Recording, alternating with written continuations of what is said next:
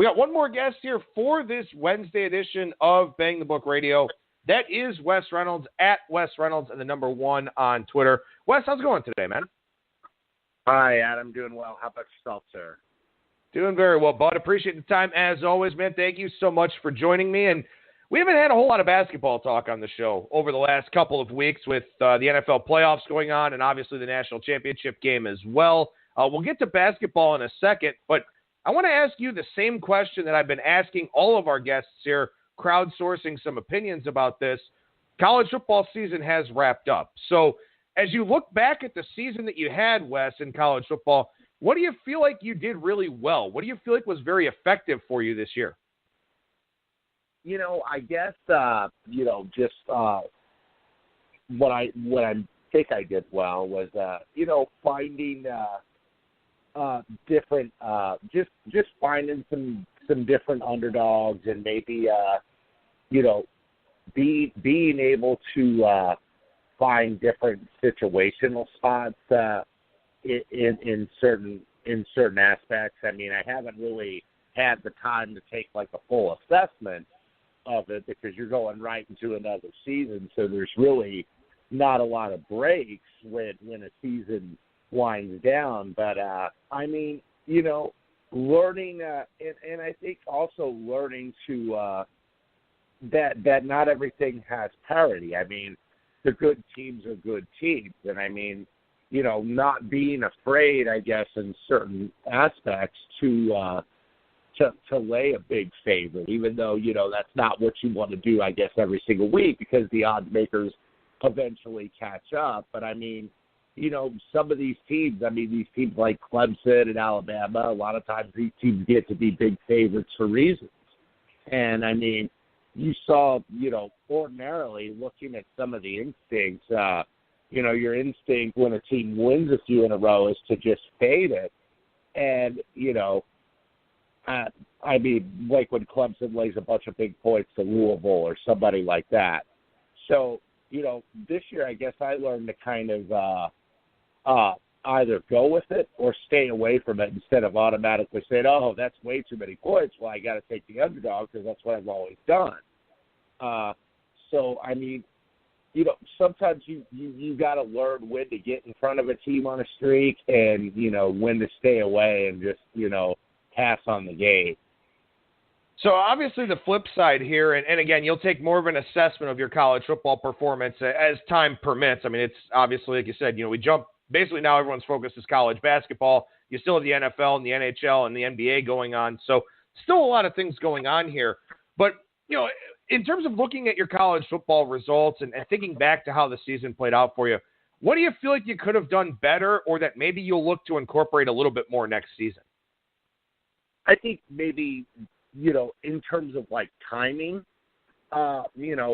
being willing to, play something really early in the week, whether it's Monday, and anticipating a line move a little bit quicker, and then at the same time being willing to be patient and not getting involved too early,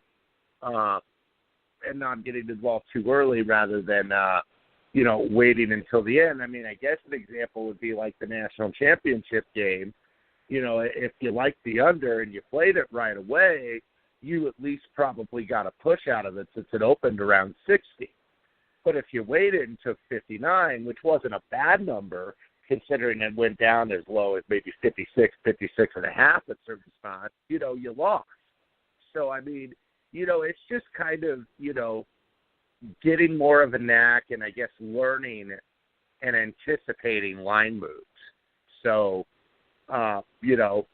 if you have an opinion, I mean, don't wait on it. I mean, I had somebody ask me, because I played under 59. That was one of the best. I did lose on the game, but got it back, at least to break even with the second half. But, somebody asked me, oh, don't you think this is going to go up? And it never really did. It never reached that level of 60, what it was when the line came out. So, I mean, I think if you like something, you got to jump on it instead of just always waiting. All right, let's transition over to the hardwood here, and I want to talk a little bit of NBA with you, Wes, because one of the things I do a lot of situational handicapping when it comes to the NBA and the NHL, largely because I write the articles over at bangthebook.com, and it kind of gives me a starting point, gives me an idea here of what to do with some of these teams. And one of the things I've been thinking about here lately, and I actually looked at some results here today, it's the dog days of winter. The NBA and the NHL seasons get very monotonous at this point in time because it's just the same old, same old. The good teams are the good teams. The bad teams are the bad teams. You travel to one place in the dark. You leave that place in the dark. You head to another place, or you're home with your family or whatever else. The excitement of the start of the season is gone, and the excitement of the playoff chase isn't really there yet. So my thought would be I would be inclined to look at underdogs in those types of situations. As it turns out here this season so far, underdogs only 21-36 against the spread. Last year they were 110, 97-2, looking only at the month of January here. But, Wes, when you look at the NBA here at this time of the year, what is sort of your starting point? What are you kind of looking for? Here's the lost Wes Reynolds here on the show. We'll have to go ahead and get him back in a couple of seconds here. But again, I do just want to explain real quickly, kind of talking over my words a little bit there. That's 21-36 against the spread for underdogs in the month of January, and then 110, 97-2 in the month of January last year, 110, 106-4 in 2017, 95, 122-5 in 2016. So in terms of looking at underdog performance in the NBA here in the month of January, and it's good to be able to look back at these results and kind of do some, really for lack of a better term, self-myth busting, I think, when it comes to, some of these thoughts that we have, some of these situational angles that we're looking at and considering here, when it comes to the NBA, the NHL, whatever the case may be, we get these narratives in our minds. We get this idea, of how things should be, of what we would expect things to be. And then as you actually look into the results, sometimes that's not going to be the case. And I think that's something a little bit here as it pertains to the NBA, as I'm kind of looking at where I would think that in the month of January, that dogs would be a better play. But as it turns out, it seems like that may not really be the case here. So, it's one of those things where, again, you're always trying to figure out what matters to you, what can be proven, what can't be proven, something like that. And so I think that when you kind of myth bust some of these things in the NBA or in any sport, really, it's really beneficial for you. So we got Wes back on the line here. Wes, you there? Yes, I'm here.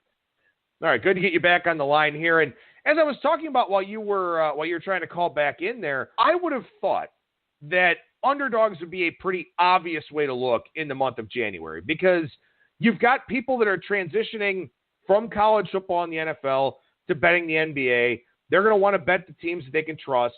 So you'd figure those lines are shaded or inflated a little bit.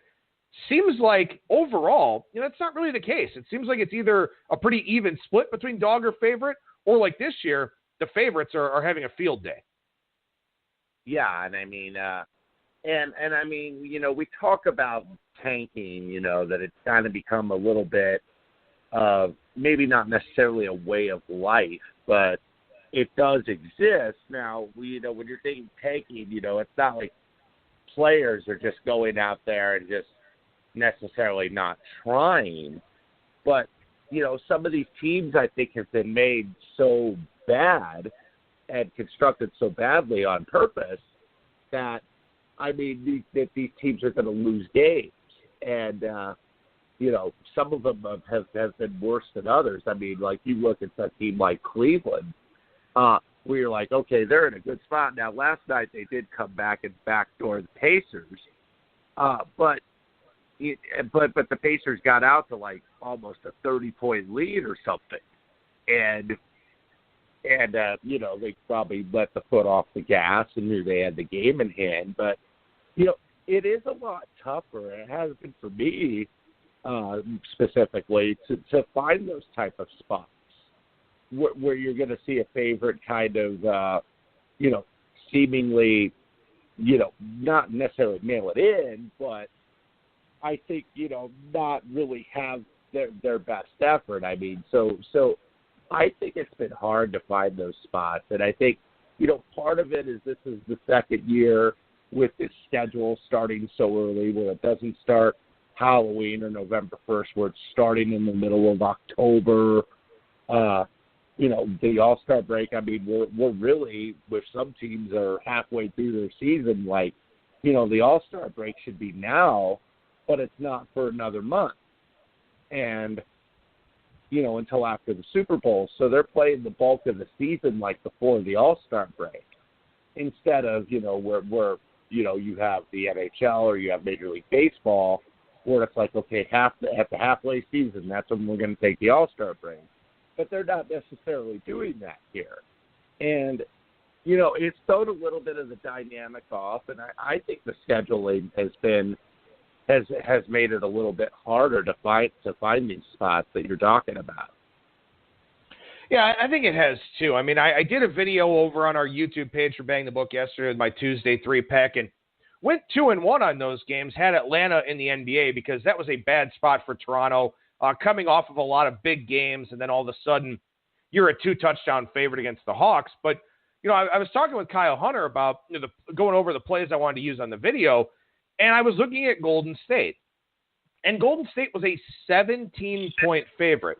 Now, Golden State has not been a great team covering really big double-digit numbers over the last little while. But New York was wrapping up a 6-game trip. They haven't played a home game since Christmas. They're going back home for a quick stop before they go play in London. I thought it was a horror spot for New York. But laying 17, obviously very difficult to do, even no matter how good Golden State is. But that's the thing, is that in the past, I probably would have fired right away on Golden State, and just been like, what? I'm not that worried about the number. I believe this much in the spot. But by contrast, you mentioned a team like Cleveland. I've lost several times on Cleveland this year thinking, the Cavs are in a really good spot here. Playing Indiana in a sandwich spot like last night's was, or, some team that's playing, Boston or Toronto or somebody after them. Cleveland should be in a good spot here. And then they're just not. And I feel like, the problem is that there are so many teams that are really good and that have to worry about home court advantage and what the importance of that is now, that I think that a lot of coaches are actually able to get through to these guys and say, you know what? All 82 games matter. And I feel like it didn't used to be that way. No, not at all. And, I think that this is a tough part of the season. I mean, I didn't have an NBA play last night, and it's like I want to put the time into it, but I mean, you get so many numbers, and I think the fact that so much of analytics and all that stuff has come in a little bit more to basketball. I think the guys that are probably doing the best in the NBA are really, the numbers guys that put a lot more full time into this. I mean, I know a lot, some guys that are much better in the NBA and don't really do a lot with college basketball. And I just think like the NBA is harder. And I'm like, how do you do it? I mean, but different people have different strengths and weaknesses in their respective ways they do handicapping. But yeah, I mean, I think that it's difficult. I mean, I think that by and large, I mean, the way that they lay out games for the season, I mean, that Tuesday and Thursday nights, they're usually going to have less games. Wednesday is going to be the majority of the teams playing, Friday, and then as they go into the weekend, and Thursday night is a small schedule because of the national TV doubleheader on TNT. But, the going back to the scheduling dynamics, I just think that it makes it more difficult. And I know that they've tried to eliminate the back-to-backs. While that's good for the players and good for the organizations and the franchises, it's not as good for us because there's not as many of those, what you would call the traditional NBA spots. There's not as many 4 and 5s and 5s and 7s and back-to-backs with this lengthened schedule and really starting it earlier. You mentioned something, and again, I mean, this is a topic that we could spend an entire show on.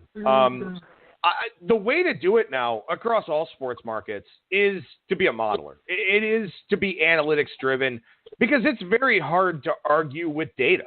I mean, there's a lot less gray area when it comes to data or modeling or something like that.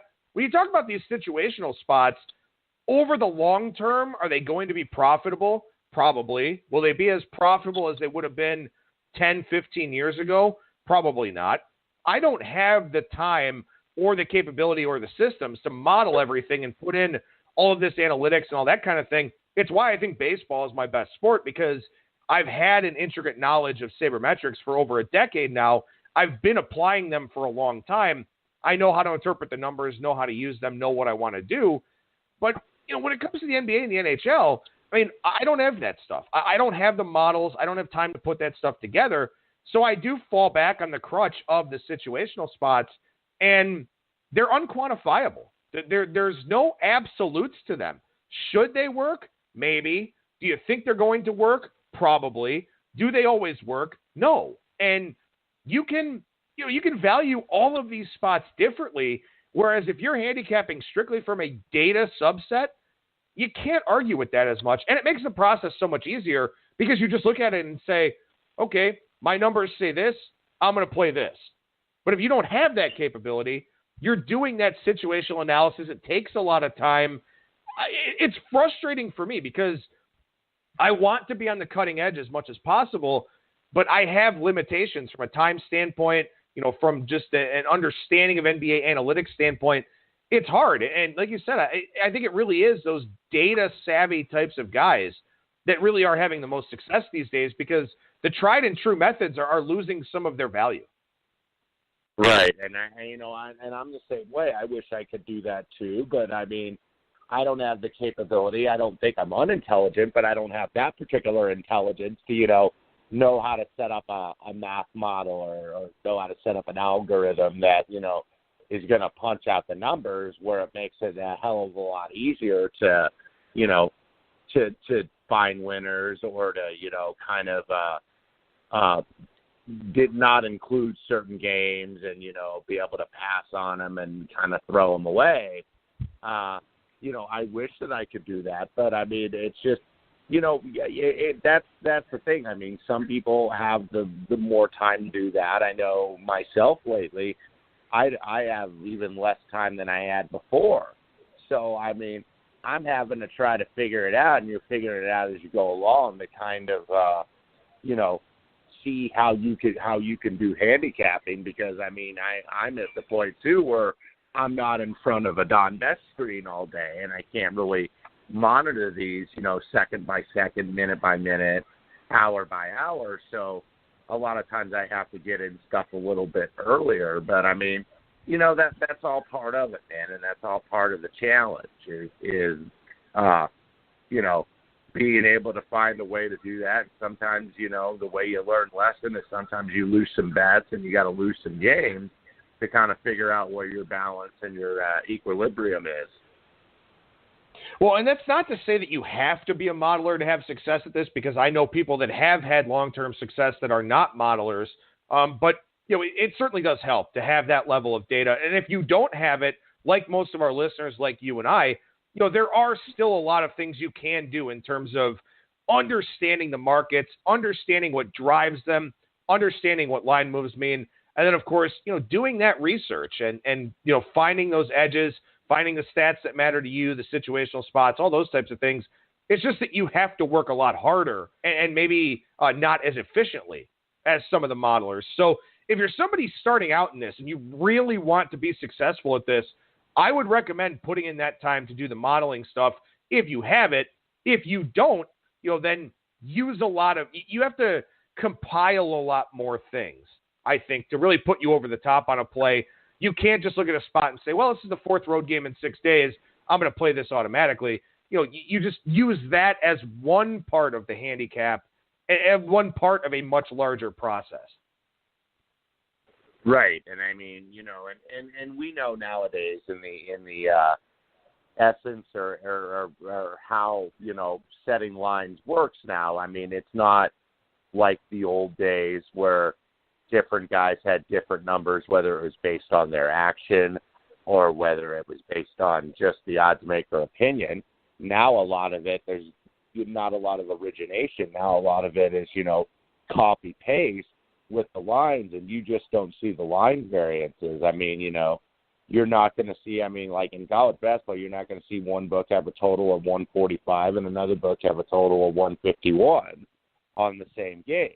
You're just not going to have that because these odds makers now are interested primarily in limited liability, and, they're not putting as much gamble in the line maybe as they used to. All right, so let's transition and talk college basketball for a couple of minutes here because we're deep in the heart of conference play now at this point in time. A lot of teams have played at least 2 or 3 conference games. Some of them have played more than that. I think you and I have touched on this before, but, for any of our listeners that missed any episodes or segments during the holidays or anything of that sort, conference play, students are back on campus, so home court advantages go back to normal. Does anything change in your handicapping process right now in college basketball, Wes?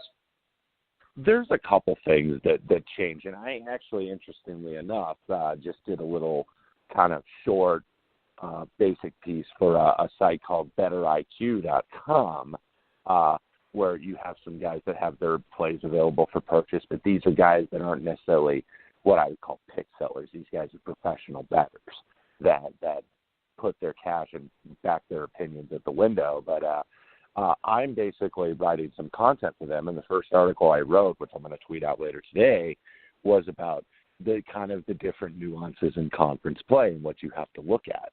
And one useful tool, I think, of looking at that, at least especially early on in the season before the numbers maybe get a little bit tighter as you have more games and as you get into February and March, is that you got to look a little bit, especially not as much with what I would call the Power 6 conferences, but as you get to the mid-major, the lower mid-major, and then the lower major conferences, you really want to look at scheduling, the non-conference scheduling in some of these games. I mean, and you can look at anything, whether it's Ken Pom, whether it's Jeff Sagarin, or any of these other guys that do power ratings, and really looking at the schedule and looking at who these teams are playing. I mean, the most pronounced example is in the SWAC with Texas Southern, and we talked about them before, when Mike Davis was notorious for doing that. I mean, playing all these road guarantee games, not just for the money, but also for preparing a team for non-conference, because when you've been playing the Oregons and the Gonzagas and the Baylors and the Kentuckys, I mean, this year Texas Southern got wins on the road at Oregon and Baylor and another place. So, I mean, but when you're playing those teams, all of a sudden playing Alcorn State doesn't seem like that much of a challenge. And you have to look, I think, at non-conference scheduling. You have to look at different styles of play. I mean, we know that the style of play, like in the Big Ten, is going to be a little bit more physical than it is maybe in some other conferences. And then looking, one example I found this year with tempo is the Big West has 9 teams, and I believe 6 of the 9 teams rank them in the bottom 50 or 60 in tempo. And then you have a couple outliers with Cal State Northridge and Cal State Fullerton that rank out of 353-some teams that rank, in the top 40 to 50 in tempo that really want to get a lot more up and down. So you're looking at styles of play. You're looking also at new coaches that sometimes it takes a non-conference season for a new coach to get a system in place. Sometimes it even takes a full year because you need to have the personnel. And an example I used in the article was Charlotte, who had been running and gunning and going more up-tempo with Mark Price and then interim coach Houston Fancher. Well, now they have Ron Sanchez, who has spent the last 12 years at Washington State and Virginia under Tony Bennett. So he's trying to instill a pack line and slowing the tempo a little bit more on offense when he has doesn't necessarily have all of his personnel that he and his staff have recruited. So with a team like that, it's probably going to take more than a dozen games in the non-conference to really, to really be able to do that. And that's why people often say a team with a new coach is going to make its most improvement in the second year, because they've had a year to kind of go through the growing pains. So, I mean, styles of play is another factor. I mean, there's the obvious factors that we look at for every game, no matter what time of the season, with injuries or, and then some kids that might get eligible if they're mid-season transfers for second semester or they have some kind of academic issues. So really knowing with those teams. But, I mean, I think those are really the factors that you look at, because the familiarity factor is also another one, because most of these conferences, except, the super conferences where you got like the ACC, where you got a team from Boston and a team from Miami in the same damn conference, most of these teams, the teams in the conferences, they're near each other in a geographic area. And as you get lower, as you get from the power conferences to the lower conferences, a lot of these schools recruit the same talent. And so they're familiar with each other. So you're not going to see necessarily the talent gap in the Big West. There's not going to be a real big talent gap between like a UC Irvine and or something like that. I mean, whereas like last night, you saw a talent gap, even though they barely covered at the end, they barely covered the closing line. There's a talent gap between Duke and Wake Forest in the ACC, but it's less pronounced in these other conferences. And there's also, the familiarity, but the fact that you play these teams every year, what these teams are going to run, what to be more prepared for than if you're playing some non-conference team in some random holiday tournament. One other thing I want to mention there, and you mentioned a lot of great points, but you talk about strength of schedule differences. Really, for the first time I can remember, we've got market-wide numbers for the America East Conference, the Atlantic Sun, the Big South, the MEAC, the SWAC. A lot of times these used to be added games that only some sportsbooks would put up. Now all of the sportsbooks offshore, and probably a lot in Vegas, putting up all of these numbers. So that's where you can really find some enormous strength of schedule mismatches that, previously didn't matter until the conference tournaments, but now matter in the regular season as well. Wes, I know you got to get going here, so I just want to ask for a couple more minutes looking at the Sony Open in Hawaii, out in Honolulu, back-to-back Hawaii events here. We got a good primer on this event yesterday with Brian Blessing and some of the guys that he's looking at for that tournament. Who are some of the guys that you're thinking about for the Sony Open? Well, one guy I did go back to that I actually played last week, and he finished tied for fourth. So he got there if you're an each-way better, or if you're a top 5, top 10 guy, was Mark Leishman.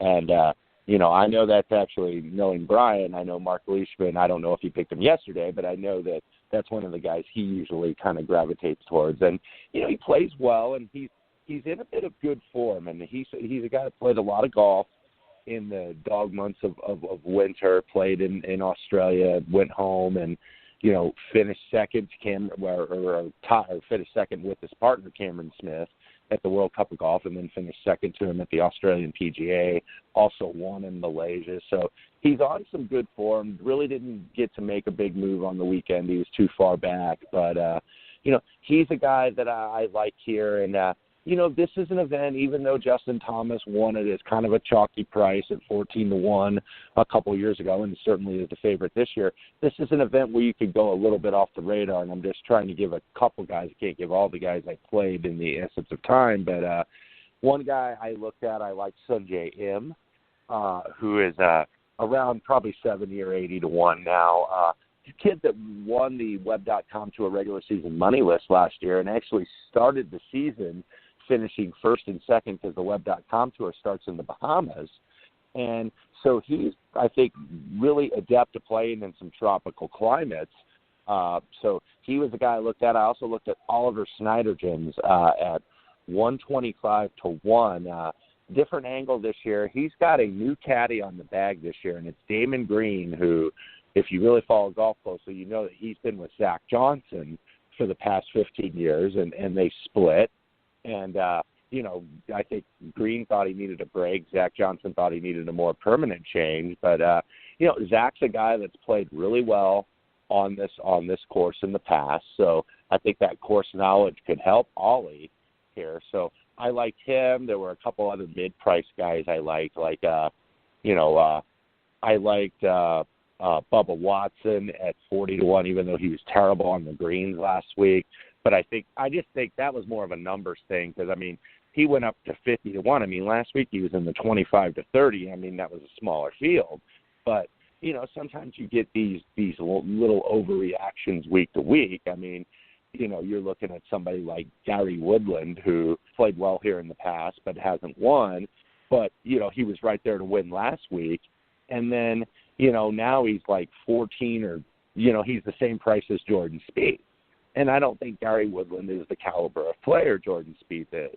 And, you know, so you get those little market reactions, and that's something I think you want to pay attention to in the course of the season, because when a guy plays well one week, the price immediately gets cut. And it's like you're losing so much value week to week. So that's something I think you should pay attention to. Well, I like it. Of course, Brian mentioned Sungjae Im yesterday, and we did talk a little bit about Leishman as well. So, you know, hearing some of the same names certainly helps between these two golf segments that we have. Wes Reynolds, you can follow his work on Twitter at Wes Reynolds and the number 1. Appreciate the time, man. Thank you so much for joining us. We'll talk to you again next week. No problem. Always good chatting with you.